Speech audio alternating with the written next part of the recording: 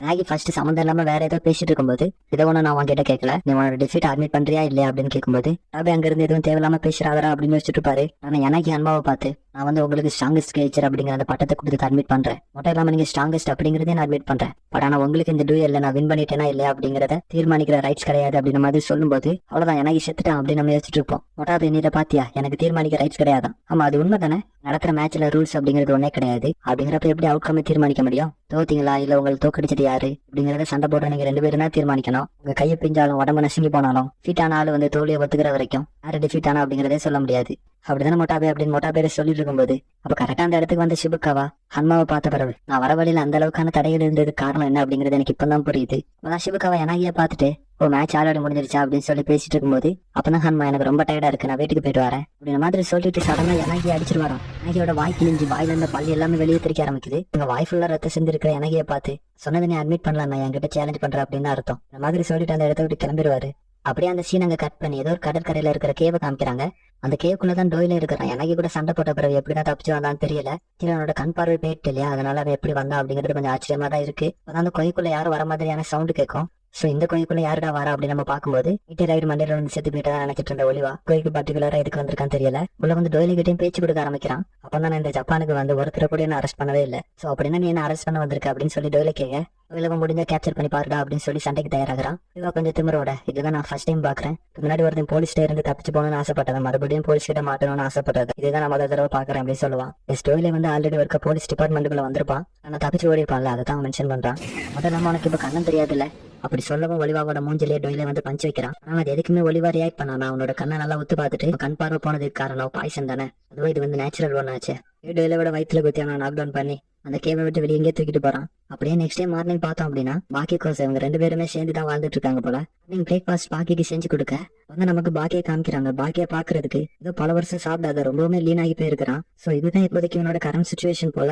ஏன்னா கூட ஃபைட் பண்ண பிறகுதான் இப்படி ஆன மாதிரி தெரியுது. அப்ப அவன் கொடுத்த கொஞ்சம் பவுல் சாப்பாடு இன்னும் முழுசா சாப்பிடாம மீடிய வச்சது மட்டும் இல்லாம எனக்கு போல இதுக்கு மேல சாப்பிட முடியல அப்படின்னு மாதிரி சொல்றான். மார்ச் மட்டும் அவங்க கிட்ட பல நாள் சொல்லி பாத்துருக்காங்க ஹாஸ்பிட்டல் போலாம் அப்படின்னு. பட் ஆனா நான் சாப்பிட்டு ரெஸ்ட் எடுத்தா போதும் அப்படின்னு சொல்லி அவங்கள சமாதானம் படுத்திக்கிட்டே இருக்கிறான். பட் அவனோட பாடி வந்து ஒஸ்ட் ஆகிட்டே இருக்க போய் சொல்லாத, நீ வந்து ஒழுங்காவே சாப்பிட மாட்டேங்கிற. பாக்கி இப்ப இப்படி இருக்கிறதுனால அதிகமா கஷ்டப்படுறது மார்ச் மாட்டாவா தான் இருக்கிறாங்க. அப்படியே அங்க அந்த சீனை கட் பண்ணி டொயிலேக்கான ஐ ரிப்போர்ட்டை ஒளிவா பாத்துட்டு இருக்கான். அந்த டாக்டர் கிட்ட நான் காம்போசிஷன் லுக் பண்ணலாமா அப்படின்னு கேட்கும்போது அதுல என்ன எழுதிருக்கோம், அவனோட விஷனை பிளாக் பண்றதுக்கு என்ன மாதிரியான இன்கிரீடியன்ஸ் அதுல இருக்கும் அப்படிங்கறது தான் எழுதிருக்கோம். நார்மல் பீப்புள் ஆனா நமக்கு எல்லாம் தெரியாதுல்ல. அதனால அந்த டாக்டரும் இங்க பாருங்க, நீங்க பாக்குறதுனால எனக்கு ஒரு பிரச்சனையும் இல்ல, பட் இருந்தாலும் அப்படின்னு அவர் சொன்ன வருவாரு. பட் ஆனா ஒலிவா காம்போசிஷன் நோட்டை பாத்துட்டு இந்த இன்கிரீடியன்ஸ் எல்லாம் இருக்கிறனால இந்த மாதிரி காசா இருக்கு அப்படின்னு சொல்ல இந்த டாக்டர் எனக்கு மட்டும் எங்கிறதா நீங்களா வாரீங்க அப்படின்ற மாதிரி பாத்துட்டு இருப்பாரு. அப்பதான் கோசு பாக்கியோட ஷர்ட்டை லிஃப்ட் பண்ண சொல்லிட்டு பாடி இப்ப எப்படி இருக்கு அப்படின்னு பாக்கும்போது பாடி வந்து ரொம்பவுமே பேட் கண்டிஷன்ல இருக்கு, கண்டிப்பா ஹாஸ்பிட்டல் போய் தான் ஆகணும். அதனால மாற்ற மாட்டோம், நம்ம கண்டிப்பா ஹாஸ்பிட்டல் போயே ஆகிறோம் அப்படின்னு சொல்ல பாக்கி ஹாஸ்பிட்டல் அட்மிட் பண்ணிருக்காங்க. அது மட்டும் இல்லாம பாக்கி ஹாஸ்பிட்டல் அட்மிட் பண்ண விஷயத்த காட்சி ஷிபுக்காவா அது மட்டும் இல்லாம டெப்போக்கு கூட ஃபார்ம் பண்றாங்க. மார்ச் மாட்டம் பாக்கி இருக்கிற ரூம்ல தான் உட்காந்துட்டு இருப்பாங்க. அப்ப அந்த இடத்துக்கு வந்து குரேகா இப்போதைக்கு குரேகா தான் பாக்கிக்கு ட்ரீட்மெண்ட் பார்த்துட்டு இருக்காரு. அவருமே மார்ச் மாட்டோவை தனியா கூப்பிட்டு போய் சொல்றதை நீங்க அக்செப்ட் பண்ணி தான் ஆகணும். மார்ச் மாட்டோவை கொஞ்சம் சோகமா அவனை காப்பாற்ற முடியாதா, இப்ப இருக்கிற நிலைமையில உயிரோடு இருக்கிறது எங்களுக்கு ஆச்சரியமா தான் இருக்குது மாதிரி குறைதா சொல்லும் போது இப்பதான் அவங்க 2 பேருமே சேர்ந்து வாழ ஆரம்பிச்சாங்க. ஆனா அதுக்குள்ள இந்த மாதிரி நடக்கணுமா அப்படின்னு நமக்கு தோணும். மார்ச் மாட்டமா அழுதுகிட்டே அந்த ஹாஸ்பிட்டலுக்கு வெளியே இருக்கிற ஒரு சேர்ல உட்காந்து அழ ஆரம்பிக்கிறாங்க. சோ இப்போதைக்கு அழுது தவிர அவங்களால வேற என்ன பண்ண முடியும். மாதிரி நீங்க அழுதுட்டு இருக்க அவங்களை யாரோ ஒருத்தர் கூப்பிட்ட மாதிரி இருக்கும். அவருமே உங்களால ஏதாவது ஹெல்ப் பண்ண முடியுமா அப்படின்னு கேட்கும்போது இப்படி அழுதுட்டு இருக்கிறத பார்த்துட்டு ஒரு காமன் சென்ஸ் இருக்கவங்க யாராட்டும் ஹாஸ்பிட்டல் கிட்ட இருந்து அழுதுட்டு இருந்தாங்கன்னா அவங்களுக்கு முக்கியமான யாராட்டும் ஹாஸ்பிட்டல்ல கிரிட்டிக்கலான கண்டிஷன்ல இருக்காங்க அப்படிங்கிறது நமக்கே தெரியும். அதே மாதிரி தான் அவங்களுக்கு முக்கியமான யாராட்டும் அந்த ஹாஸ்பிட்டல் இருக்காங்களா அப்படின்னு கேட்கும்போது வந்து அவன் கேட்ட உடனே அவங்க மறுபடியும் அழ ஆரம்பிச்சிடறாங்க. அதான் அவங்க பேக்ல இருந்து ஒரு பொம்மை மாதிரி தானே எடுத்துட்டு இதான் நான் வந்து காடா பிலீவ் பண்றேன், எடுத்து மார்ச் மாட்டை கையிலயும் வச்சுட்டு இதுக்கு முக்கியமான அந்த ஒருத்தர் உடம்பு சரியாகி வந்துருவாரு அப்படின்னு சொல்லிட்டு அந்த பொம்மையுமே மார்ச் மாட்டோட கையில தூக்கி வைக்கிறான். அந்த இடத்த விட்டு கிளம்பும் போதுதான் அவனுக்கு ஞாபகமே வருது இதுக்காண்டி அவங்களை கூப்பிட்டோம் அப்படிங்கிறது. இதுக்கு டாக்கே பில்டிங் எங்க இருக்குன்னு தெரியுமா அப்படின்னு சொல்றதோட அந்த சீனுக்கு கட் பண்ணி ஒரிஜினலான டாக்கே பில்டிங்க காமிக்கிறாங்க. பில்டிங்குள்ள டேவ் அப்படிங்கிற ஒரு சாம்பியன் இருக்கிறான். அவன் வந்து இப்போ அவரை நம்ம பாத்துமே அவனுக்காக தான் 4 மணி நேரமா வெயிட் பண்ணிட்டு இருக்கான். கைஸ் மார்ச் மாட்டோ கிட்ட ஒருத்தன் பேசிட்டு இருந்தால அவனோட நேம் வரைச்சு வைக்கணும்னு எனக்கு ஆசையே இல்ல. இவனுங்களுமே ரொம்ப பில்டப் கொடுத்து கொண்டாந்துட்டு இருப்பானுங்க. ஏன்னா செகண்ட் சீசன்ல அவனுக்கு வந்து ஒரு பெரிய ரோல் இருக்கு. அவனோட நேம் வந்து முகமது அலி ஜெயார். பாக்கி சீரிஸ் ஓரளவுக்கு ஃபாலோ பண்றவங்களுக்கு தெரியும் முகமது அலி ஜெயார் அப்படின்னா யாருன்னு. நம்ம அப்படியே கதைக்குள்ள போயிடலாம். சோ அப்ப அந்த டேவுக்கு ஸ்பான்சர் பண்ணக்கூடியவர் வந்து, நானும் இந்த இண்டஸ்ட்ரியில பல வருஷமா இருக்கேன்ப்பா, பட் ஆனா நீ சொல்ற மாதிரியான ஆளை நான் இதுக்கு முன்னாடி கேள்விப்பட்டதே இல்ல. ரிங்குக்குள்ள வராதனாலதான் நானே இங்க சாம்பியன் இருக்கேன் அப்படின்னு சொல்ல, இதுல ஜெயாருமே இந்த டாக்கே பில்லிங்க கண்டுபிடிச்சு வந்துட்டான். அந்த மேனேஜருமே டேவ் வந்து நீடோனாகி மரியாதை செலுத்துறதை பார்த்துட்டு, ஓகே பெரிய ஆளா தான் இருப்பான் போல அப்படின்னு அவரும் யோசிக்க ஆரம்பிக்கிறாரு. அவங்க 2 பேருமே சும்மா ஃபைட் பண்றதுக்கு முன்னாடி ஜெயார் ஒரு பஞ்சிங் பேக் போட்டுட்டு வரான். அதை பார்த்த மேனேஜரும் எவ்வளவு வெயிட் இருக்கும் அப்படின்னு டேவை பார்த்து கேட்கும்போது 18 ounces இருக்கும் அப்படின்னு சொல்லுவான். கிட்டத்தட்ட ஒரு 500 கிராம் வரும். நார்மல் ஃபிஷ்னா பஞ்ச் பவர் வந்து ரொம்பவுமே வலிக்கும் இல்லையா, அதனாலதான். அப்பதான் குறைங்க எல்லாரையுமே கூப்பிட்டு, இப்ப பாக்கி இருக்கிற கண்டிஷனுக்கு நம்மளால ப்ரே மட்டும் தான் பண்ண முடியும், மாசு மட்டும் அவ்வளவுதான், பாக்கி சாக போறானா, என்னோட பாக்கி சாக போறானான்னு யோசிச்சுட்டு இருக்காங்க. இவங்க எல்லாம் பேசுறத வச்சு பார்க்கும்போது பாய்சனுக்கு கியூரே இல்லாத மாதிரி தான் இருக்கு. டேவ் ஜெயார் பார்த்து ஒரு கிக் பண்ண, ஜெயார் கொஞ்சம் பேக் பண்ண மாதிரி இருக்கும். அப்போ ஒரு டேக்கிள் போட்டுலாம் அப்படின்னு கிட்ட வருவான். அவனோட நாடிலேயே ஒரு பஞ்சு கொடுத்து நாக் அவுட் பண்ண, அந்த மேனேஜர் பார்த்துட்டு இது என்ன பாக்ஸிங்கா அப்படின்னு யோசிச்சுட்டு இருப்பான். ஜெயாரும் ஒரு கேட்ட இது ஒன்னும் பாக்ஸிங் இல்ல அப்படின்னு சொல்லும்போது, அப்படியே அந்த சீனை கட் பண்ணி ஏதோ ஒரு ஜேர்னலிஸ்ட் வந்து இன்டர்வியூ பண்றதுக்காக போயிட்டு இருக்காரு. ஒரு காரை தான் வந்துட்டு இருக்காரு. அந்த இடத்துக்குள்ள வந்து 20 நிமிஷம் ஆயிடுச்சு. ஆனா இன்னுமே அந்த இடத்த ரீச் பண்ணல அப்படின்னு அவர் யோசிச்சுட்டு இருக்கும்போது, ஃபைனலா உள்ள வந்து ஒரு இடத்த பாக்குறாரு. அவ்வளவு பெரிய இடத்துக்குள்ள இவ்வளவு பெரிய மேன்ஷன் கட்டியது யாரு அப்படின்னு நமக்கு தெரியல. அந்த ஜேர்னலிஸ்டையுமே உள்ள இன்வைட் பண்ண அவர் உள்ள போக ஆரம்பிக்கிறாரு. அப்படியே உள்ள போக போக அவங்க மீட் பண்ண வேண்டிய ஆளையுமே மீட் பண்றாங்க. இந்த ஜேர்னலிஸ்ட்டுக்கு வந்து இப்போ ஒருத்தர பார்க்க வந்திருக்காருல, இவங்களை பாக்குறதுக்காகவே 10 இயர்ஸா ட்ரை பண்ணிட்டு இருந்திருக்காரு.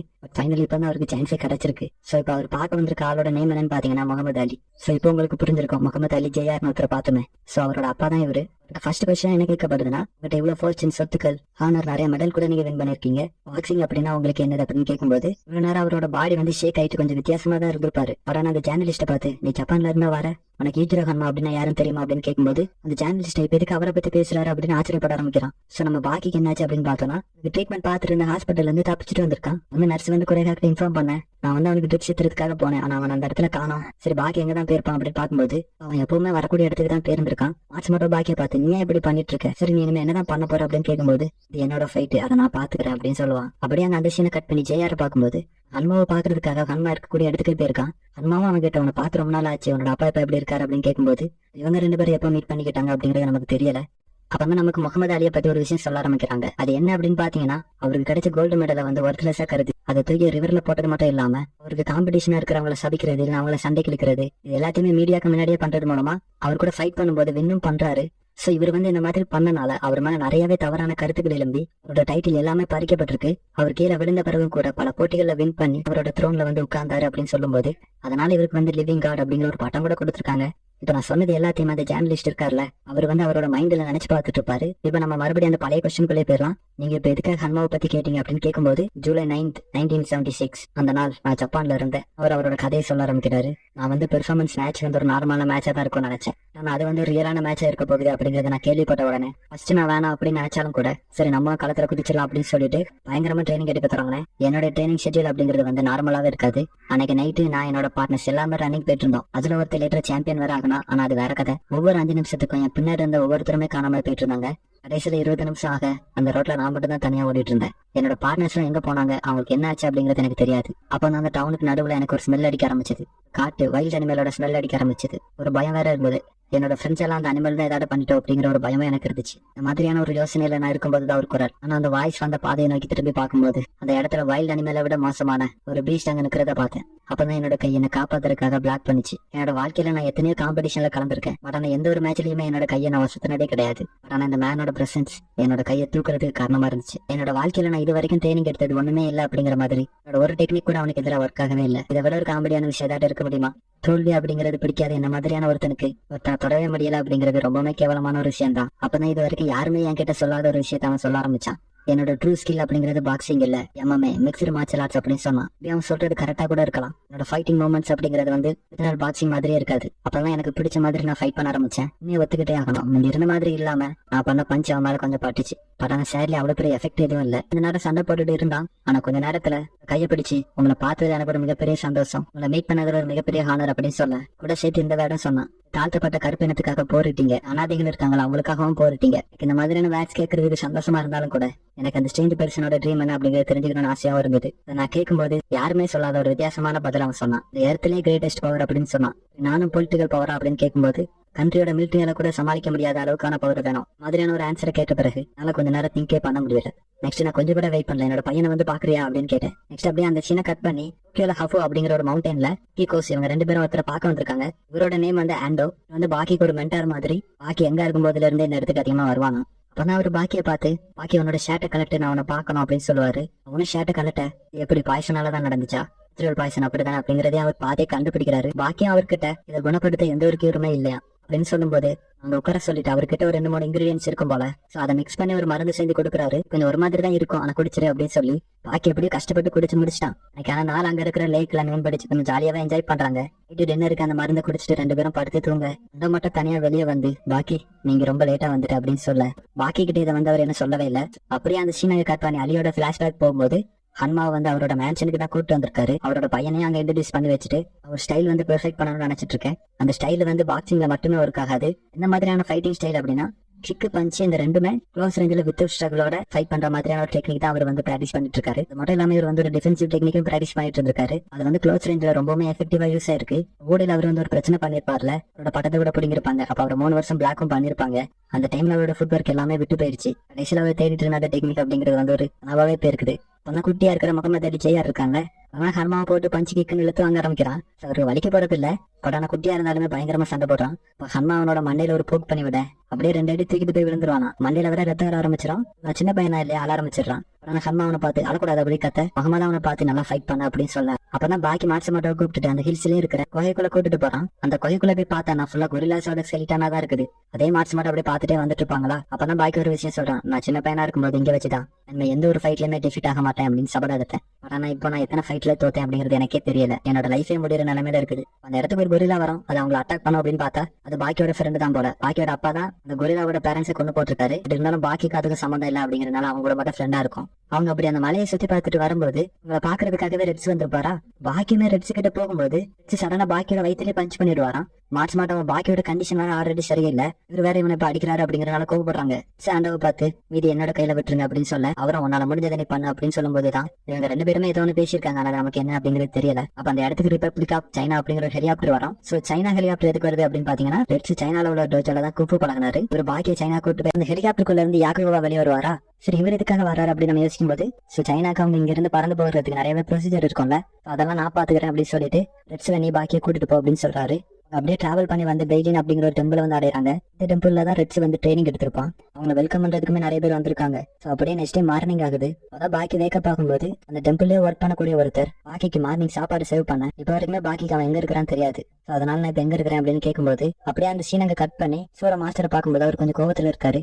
கோவமா இருக்கிறதுக்கு காரணம் பாக்கியிருக்கான் அவனை வந்து ரைட் ஆய் அப்படிங்கிற ஒரு டோர்னமெண்ட்ல கலந்துக்கிறதுக்காண்டி ரெட்ஸ் வந்து ரெக்கமெண்ட் பண்ணிருக்கான். ஆனா அது வந்து சைனாலே ஒரு முக்கியமான டோர்னமெண்டா இருக்கும் போல. அந்த பையன் வந்து என்னமே எங்க தான் இருக்கிறான், அவனை எப்படி கலந்துக்க வைக்க முடியும் அப்படின்னு சொல்லி அவர் கேட்கும்போது அப்பதான் ரெட்ஸ் அந்த பையன் யங் ஏஜ் தான், அது மட்டும் இல்லாம பாய்சனால பாதிக்கப்பட்டிருக்கான் அப்படிங்கிறது எனக்கு தெரியும். இருந்தாலும் கூட அவன் டோர்னமெண்ட்ல கலந்துக்கூடிய அளவுக்கு கேப்பபிலிட்டி இருக்குது அந்த மாதிரி அவன் சொல்லும்போது நீ அவனுக்கு கேப்பபிலிட்டி இருக்குன்னு சொல்ற, ஆனா அதை நான் எப்படி நம்புறதுன்னு கேட்கும்போது உங்ககிட்ட ஸ்டூடெண்ட்ல யார் மேல உங்களுக்கு அதிகமான நம்பிக்கை இருக்குதோ அவங்களோட போட்டி போட்டு பார்க்கலாம். இவன் வந்து இவ்வளவு கான்பிடண்டா சொல்றானா, அது மட்டும் இல்லாம பாக்கி வேற யங் ஏஜ்ல இருக்கிறான். சோ இவருக்குமே ஜப்பான்ல அண்டர் கிரவுண்ட் டோர்னமெண்ட் நடந்திருக்கும்ல, இதுல ரெட்ஸோ கூட பாக்கி தோக்கடிச்சிருப்பான். எல்லாத்தையுமே மேட்ச் பண்ணி இதான் அந்த பையனா அப்படின்ற மாதிரி கேட்கிறாரு. இதை கேட்ட உடனே சுத்தி இருக்கிற எல்லாரும் ஓ அந்த பையனா அப்படின்னு ஆச்சரியப்பட ஆரம்பிக்கிறாங்க. அப்படியே அந்த மாஸ்டரும் சோ அப்படிங்கிற ஒருத்தனை வர சொல்லி சொல்றாரு. 2 ரெட்ஸ் ஸ்ட்ரெயிட்டா பாக்கி இருக்கிற ரூமுக்கு போய் இப்ப இருக்கிற ஸ்டேட்ல நான் இது வந்துட்டு கேட்கறது தப்பு தான், பட் ஆனா நீ இந்த சேலஞ்சை கண்டிப்பா கம்ப்ளீட் பண்ணி ஆகணும். மார்ச் மட்டும் அதெல்லாம் கேட்டுட்டு பாக்கியை பார்த்து ஒரேயாயிட்டு இருப்பாங்க. பிகாஸ் உடம்பு சரியில்லாத யாரும் எப்படி எல்லாம் ட்ரீட் பண்ண மாட்டாங்க. அப்பதான் பாக்கி மார்ச் மட்டும் பார்த்து ரெட்ஸ் நான் இந்த கண்டிஷன்ல ஃபைட் பண்ணி அவனை வின் பண்ணுவேன் அப்படின்னு நம்புறாரு. அதனால நான் ஃபைட் பண்ணியே தான் ஆகணும் அப்படின்னு சொல்லுவான். அப்பதான் நமக்கு அது சோ அப்படிங்கிற கேரக்டர் காமிக்கிறாங்க. இவன் வந்து டேண்டான் அப்படிங்கிற ட்ரைனிங் கம்ப்ளீட் பண்ணி காயவா மாறி இருக்கான். சின்ன ரெட்ஸ்க்கு அப்புறம் இவங்க கூட தான் பாக்கி ஃபைட் பண்ண போறான் போல. அவங்க 2 பேருக்குமே ஃபைட் ஆரம்பிக்கிறதுக்கு முன்னாடி பாக்கிய பார்த்து இந்த சின்ன பையன் ரேட் ஆய் டோர்னமெண்ட்ல கலந்துக்க போறானா, இதை விட ஒரு கேவலமான இன்சிடென்ட் அந்த ரேட் ஆய் டோர்னமெண்ட்டுக்கு இருக்காது அப்படின்னு மாதிரி யோசிச்சுட்டு இருப்பான். யோசிச்சுட்டு இருக்கும்போது அவங்க 2 பேருக்கு இடையில சண்டை ஆரம்பிக்க இவன் அட்டாக் பண்ண போகும்போது பாக்கியோட ஹை ஸ்பிரிட் உணர்வான். கரெக்டா பாக்கியோட ஃபேஸ்ல பஞ்ச் பண்ண போக பாக்கி அந்த இடத்துல சடனா வேனிஷ் ஆகி சோட ஹிப்பை கேட்ச் பண்ணி நிக்கதான் செய்வான். அரையே ஷேப் பார்க்கக்கூடிய அந்த கையை வச்சு பாக்கியோட முதுகுல அடிக்க எஃபெக்ட் இல்லாததை எல்லாரும் பார்த்துட்டு தான் இருப்பானுங்க. அவன் இறக்கி விட மறுபடியும் இன்னொரு கிக் பண்ண வருவானா. அந்த கிக்கோட சேர்த்து அவனை கேட்ச் பண்ணிட்டு தேனை அவனை செடியா நிக்க வைப்பான். தேன மாதிரியான ஃபைட் தான் அப்படின்னு நம்ம யோசிச்சுட்டு இருப்போம். அங்க இருந்து நான் தான் அப்பவுமே சொன்னல அப்படின்ற மாதிரி பார்த்துட்டு இருப்பாரு. ஃபைனலா அவனோட ஃபேஸ் கிட்ட ஒரு கிக்கு காமிக்க இந்த ஃபைட்ல நான் தோத்துறேன் அப்படிங்கறத ஒத்துக்கிறான். அன்னைக்கு நைட்டே பாக்கி கிட்ட ரைட் ஆய் டோர்னமெண்ட் அப்படிங்கிறது எப்படி இருக்க போகுது அப்படிங்கறத பத்தி பேச ஆரம்பிக்கிறாங்க. ரைட் ஆய் டோர்னமெண்ட் அப்படிங்கறது வந்து சைனா தைவான் இந்த 2 கண்ட்ரியுமே சேர்ந்து தான் நடத்துவாங்க. அப்பதான் மாற்ற மாட்டான் அந்த டோர்னமெண்ட்ல கலந்துகிட்டா செத்துருவான் அப்படின்னு சொல்ல, ஒண்ணுமே பண்ணாம சும்மா இருந்தாலும் செத்துருவான் அப்படின்னு ரெட்ஸ் சொல்லும்போது, மாற்ற மாட்டான் ஃபைட் பண்ணா செத்துருவான் அப்படின்னு சொல்லும்போது, புரியுது நீங்க என்ன சொல்ல வாரீங்கன்னு. அப்பதான் இவர் வந்து அந்த டோர்னமெண்ட்டை பத்தி பேச ஆரம்பிக்கிறாரு. அவர் எப்படி ஸ்டார்ட் பண்றாருன்னா, சைனா வந்து சைனாவோட மார்ஷல் ஆர்ட்ஸ் இந்த 2த்துக்குமான ஹிஸ்டரி ரொம்ப டீப்பானது. நான் சும்மா யோசிக்காம சொல்லல, இந்த ஃபைட் அவன் பண்றது மூலமா அவனோட பாடி ஹீல் ஆகுறதுக்கு உதவி பண்ணும். அவர் எந்த மீனிங்ல சொல்றாரு அப்படின்னு எனக்கு புரியுதுன்னா, ஃபைட் அப்படின்னு வரும்போது நம்ம சரைவாகி உயிரோட இருக்கணும், இல்ல விசாண்டாகி நிக்கணும் அப்படின்னு நம்ம ஆசைப்படுவோம். எண்ட் ஆஃப் த டே மருந்து அப்படின்னு வந்தாலும் கூட அவரோட மன வலிமை அப்படிங்கிறது முக்கியம் தானே. இதுக்காக இந்த ரைட் டோர்னமெண்ட் அப்படிங்கிறது ஸ்பெஷல் தான். டோர்னமெண்ட் அப்படிங்கிறது 100 வருஷத்துக்கு ஒரு கதை நடக்கவே செய்யுமா. நம்ம அந்த டோர்னமெண்ட் எப்படி உருவாச்சு அப்படிங்கிறதுக்கான ஹிஸ்டரி பார்க்கலாமா. இதுக்கு வந்து நம்ம ரோமானியர் காலகட்டத்துக்கு போனோம். அந்த டைம்ல ரோம்ல வந்து ஒரு மிக்ஸ்டு மார்ஷல் ஆர்ட்ஸ் ஃபார்ம் வந்து ரொம்பவே ஃபேமஸா இருந்திருக்கு. அதோட நேம் வந்து பேங்க்ரேஷன். ஆனா அந்த கலை வந்து இப்ப இல்லையா. அந்த கலை காணாம போனதுக்கு நிறைய ரீசன்ஸ் வெளியே சொல்றாங்களாம். பட் ஆனா அதுக்கான உண்மையான ரீசன் என்ன அப்படிங்கறத பற்றி சொல்ல ஆரம்பிக்கிறாரு. இந்த ஸ்பார்டகஸ் அந்த மாதிரியான சீரிஸ் பாத்துருந்தீங்கனாலே தெரியும். ரோமானியர் காலகட்டத்தில் ஒரு 2 பேரை சண்டை போட விட்டுட்டு ஸ்டேஜ்ல இருந்து சுத்தி பாக்குற பழக்கம் இருக்குல்ல, அப்படிதான் இது வந்து ஸ்டார்ட் ஆயிருக்கும் போல. கலையோட தோல்வி எப்ப ஸ்டார்ட் ஆயிருக்குன்னா, லீ கைகோ அப்படிங்கிற ஒரு சைனீஸ் கோப்ரோ மாஸ்டர் இருந்த டைம்ல தான் அந்த கலையோட தோல்வி வந்து ஸ்டார்ட் ஆக ஆரம்பிச்சிருக்கு. அதனால சைனீஸ் மார்ஷல் ஆர்ட்ஸ் வந்து ஃபேமஸ் ஆக ஆரம்பிச்சு அதை நிறைய பேர் ட்ரைனிங் எடுக்க ஆரம்பிக்க, புதுசா ட்ரைனிங் எடுத்துட்டு வந்திருப்பானுங்களா அவங்களை வந்து அந்த ரோமன்ஸ் வந்து ஈஸியாவே தோக்கடிச்சிடறாங்க. ஆனா அந்த சைனீஸ் பீப்புள்லாம் இருக்காங்கல்ல, இவங்களோட ஃபுல் டைம் சைனீஸ் மார்ஷல் ஆர்ட்ஸ்க்காகவே டிவோட் பண்ணி ரோமன்ஸ் வந்து ரீச்சே பண்ண முடியாத லெவலில் ரீச் பண்றாங்க. கடைசியில இந்த ரோமன்ஸ் வந்து இவங்களோட கூஃபு கலையை டிராகன் ஆஃப் ஃபிஸ்ட் அப்படின்னு சொல்லி அரைச்சாங்களாம். அப்பதான் அந்த ரோமன்ஸ் வந்து அவங்களால இவங்களை வின் பண்ண முடியாது அப்படிங்கறத உணர்ந்து அவங்க ட்ரெடிஷனா ஃபாலோ பண்ணிட்டு வந்த அந்த பேங்க்ரேஷன் அப்படிங்கிற அந்த கலையை கையை விட்டுட்டாங்களாம். அப்பதான் அந்த மாஸ்டர் வந்து நாங்க அந்த ட்ரெடிஷனை ஃபாலோ தான் பண்ணிட்டு இருக்கோம். அப்பதான் பாக்கி என்னது நீங்க பாங்க்ரேஷன் ட்ரெடிஷனை ஃபாலோ பண்ணிட்டு இருக்கீங்களா அப்படின்னு கேட்கும்போது, அப்பதான் அந்த டோர்னமெண்டோட ட்ரூ பர்பஸ் அப்படிங்கிறதே தெரிய வருது. இந்த டோர்னமெண்ட்ல தான் உண்மையான கைகோ அப்படிங்கறதே தேர்ந்தெடுப்பாங்களாம். ப்ரோ என்னது ப்ரோ உண்மையான கைகோ பொய்யான கைகோ அப்படின்னு சொல்லி குழப்பறீங்கன்னு கேட்டீங்கன்னா, இங்க ஒரு பெருசு இருக்குதா, அது வந்து ரியோ கைகோ. வேற நம்ம ரெட்ஸ் வந்து ரெட்ஸ் கைகோ. இந்த மாதிரி கைகோ டைட்டில் சைனால நிறைய பேர் இருப்பாங்க. சோ அவங்களுக்குள்ள ஃபைட் நடந்து யாரு ஜெயிக்காங்களோ வந்து கை ஓவா மாறுவாங்களாம். சோ நீங்க அதை போட்டு ஒரி பண்ணிக்க வேண்டாம். ரைட் ஆய் டோர்னமெண்ட்ல ஜெயிக்கிறவங்க வந்து ட்ரூ கைகோவா மாறுவாங்க. அப்பதான் பாக்கி வந்து இந்த அளவுக்கு ஒரு இம்பார்ட்டன்டான டோர்னமெண்ட்ல நான் ஃபைட் பண்ண போறேன். இந்த மட்டும் இல்லாம என்னோட கண்டிஷன் வேற இப்போதைக்கு மோசமா இருக்குது. அப்பதான் ரெட்ஸ் வந்து இந்த டோர்னமெண்ட்ல ஒரு நார்மலான மனிதனே மாதிரி இல்லாத ஒருத்தனை கலந்துக்க போறான் அப்படின்னு சொல்லும்போது, சும்மா தான் இதுக்கு அலோவ் பண்ண முடியாது அப்படின்னு கத்துறாங்க. சோ அது யார் அப்படின்னு பாக்கும்போது யூஜிரோ ஹன்மா பாக்கியோட அப்பா தான் கலந்துக்க போறாரு. இதை கேட்ட உடனே மார்ச் மாட்டை வந்து கண்டிப்பா அலோவ் பண்ண முடியாது அப்படின்ற மாதிரி கத்த ஆரம்பிக்கிறாங்க. பாக்கியோட கோலே அவரோட அப்பாவை சர்பாஸ் பண்றது தானே. அவர் இந்த டோர்னமெண்ட்ல கலந்துக்கிற போறாரு அப்படிங்கும்போது அவர் கூட ஃபைட் பண்ண வேண்டியது இருக்கும். அது மட்டும் இல்லாம அவர் எந்த அளவுக்கு ஸ்ட்ராங் அப்படிங்கிறது இந்த வேர்ல்டுக்கே தெரியும். அப்படிங்கிறப்ப அவங்க வரி பண்றது அப்படிங்கிறது நியாயம் தான். அப்பதான் அந்த மாஸ்டர் என்ன சொல்றாருன்னா, என்னோட அப்பா யூஜிரோ ஹன்மா இருக்கார்ல, அவருக்கு நாங்க கைகோ அப்படிங்கிற பட்டத்தை கொடுத்து இங்க அழைக்கலான் இருக்கோம். அப்பதான் ஒரு ரெட்ஸோ பார்த்து அவன் எந்த அளவுக்கு ஸ்கில்ஃபுல்லான ஆளு அப்படின்னு கேட்கும்போது, மார்ஷல் ஆர்டிஸ்ட் நம்ம எல்லாம் இருக்கோம்ல, நம்ம வந்து ஒரு ஆயுதம் இல்லாம ஒரு பேர் ஃபிஸ்ட்ல சண்டை போடும்போது நமக்கு எதிரில் ஒரு கண்ட்ரியோட ஆர்மி இருந்தா எப்படி இருக்குமோ அந்த அளவுக்கு ஸ்கில்ஃபுல்லான ஆள் அப்படின்ற மாதிரி சொல்லுவான். நானும் மாஸ்டர் கிட்ட எவனோ வந்து ஏதோ சொல்றான். சோ என்னாச்சு அப்படின்னா, முகமது அலி இருக்கான்ல, அந்த டோர்னமெண்ட்ல ஃபைட் பண்ணணும் அப்படின்னு ஆசைப்படுறான் போல. அதுல பார்ட்டிசிபேட் பண்றதுக்கு கேட்கறதுக்காக தான் இங்க வந்திருக்கான். அந்த மாஸ்டர் அவனை போய் பாக்குறாரு. அவர்கிட்ட சொல்ல ஆரம்பிக்கிறான், நான் சைனீஸ் பிளேயரா இருந்தா கூட இதுல கலந்துக்கலாம்னு கேள்விப்பட்டேன், அதை அவங்கள பார்க்க வந்தேன் அப்படின்னு சொல்ல, நீ கலந்துக்கிறது பிரச்சனை இல்லை ஆனா அப்படின்ற மாதிரி இழுப்பாரு. சோ நீங்க சொல்றது புரிஞ்சிடுச்சு, நான் எந்த அளவுக்கு கேப்பபிளான ஆளுன்னு உங்களுக்கு காமிக்கிறோம் அவ்வளவுதானே. ஆனா ஒரே ஸ்டைல அவனை அடிச்சு போட்டு காமிக்கேன். மாஸ்டர்ல சேர்த்துக்கிறதுக்கு இன்னொரு ரீசன் இருக்குது. இந்த முகமது அலியும் ஒரு ஸ்டைல் உருவாக்கணும் அப்படின்னு ஆசைப்பட்டு இருந்திருப்பாரு. ஆனா அவரால் முடியாம போயிருக்கும். சோ அந்த முகமது அலி ஸ்டைல வந்து இவன் மாஸ்டர் பண்ணிருக்கான். எப்படி இருக்கு அப்படின்னு நான் பாக்கணும்னு ஆசைப்பட்டேன்னு சொல்ல, அதோட அந்த சீனை கட் பண்ணி பாக்கியை காமிக்கும் போது வேற ஹன்மா இந்த போட்டியில கலந்துக்கிறாங்க அப்படின்னு சொல்லிட்டானுங்களா. அவன் இப்ப இருக்கிற இந்த கண்டிஷன்ல கூட ட்ரைனிங் எடுக்க ஆரம்பிக்கிறான். அவனோட சைடுல பயத்துல நிக்கிறாங்க.